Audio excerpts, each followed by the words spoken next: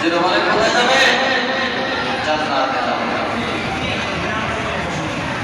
আর যাদের অবস্থা এমন, ভাই মসজিদে থাকা থাকে, ভাই আপনার 6 মাস 1 বছর মাঝে ঘুরে গেছে, এই হয়েছে সেই হয়েছে, যারা নাকি বলে আমি মসজিদে টাকা দেব না, বলেন তো বলে ইয়াজুবিল্লাহ, তাদের অবস্থাটা কোথায় যাবে? কোথায় যাবে বলে? মসজিদে কিছু করবো না, দিব না, মানে আমার মসজিদও দরকার নাই, মাসাজিদ আল্লাহ আল্লাহও দরকার নাই। নাউজুবিল্লাহ বলে, যেটা বলে নাউজুবিল্লাহ। এই জন্য কেউ আমার সবাই তো রোজার কথা বলে, সবাই তো নামাজের কথা বলে, সবাই তো সদকার কথা বলে। আমি এই জন্য একটু ভিন্ন কথা বললাম যে এগুলো আমাদের করতে হবে। কথা বোঝা যাচ্ছে কি? এগুলো আমাদের করতে হবে।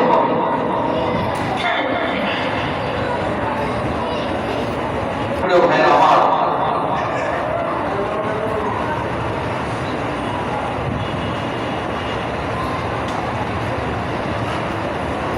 যদি আমরা আল্লাহর জন্য দান করি, যারা নাকি মসজিদের সাথে মসজিদে দান করবে, আল্লাহর জন্য দান করবে, মসজিদের সাথে লেগে থাকবে, আল্লাহ তাআলা তাদেরকে পরকালও হাসরের ময়দানেও কষ্ট দিবেন না, আবার তাদের জন্য জান্নাতের ফয়সালা করবেন।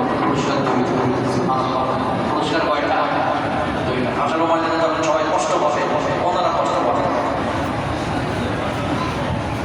মসজিদের খেদমত করতে হবে, নামাজ পড়তে হবে, যাকাত দিতে হবে। ওই তিনটা দাগ ঠিক ও সব।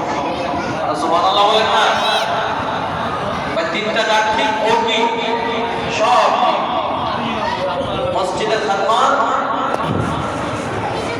বলেন না? তারপরে নামাজ কায়েম, 5 ওয়াক্ত নামাজ জামাতের সাথে আদায়। 3 নাম্বার যাকাত। মনে রাখবেন তো?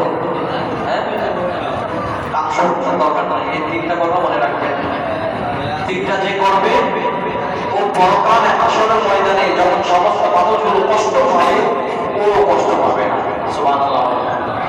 যখন জান্নাতের জাহান্নামের ফয়সালা হবে, তখন আল্লাহ তাআলা তার জন্য জান্নাতের ফয়সালা করবেন। সুবহানাল্লাহ। করবেন ইনশাআল্লাহ, করবেন ইনশাআল্লাহ। হ্যাঁ আমার,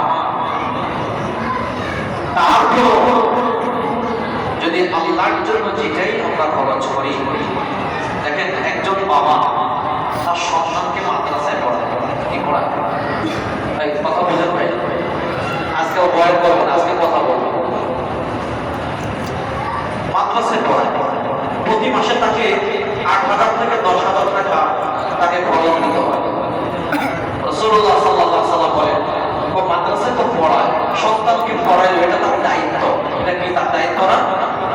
যদিও তার দায়িত্ব, কেউ আল্লাহ তাআলা প্রতিটা বছর সাদকার সওয়াব তার আমলনামায় দিয়ে দেবেন।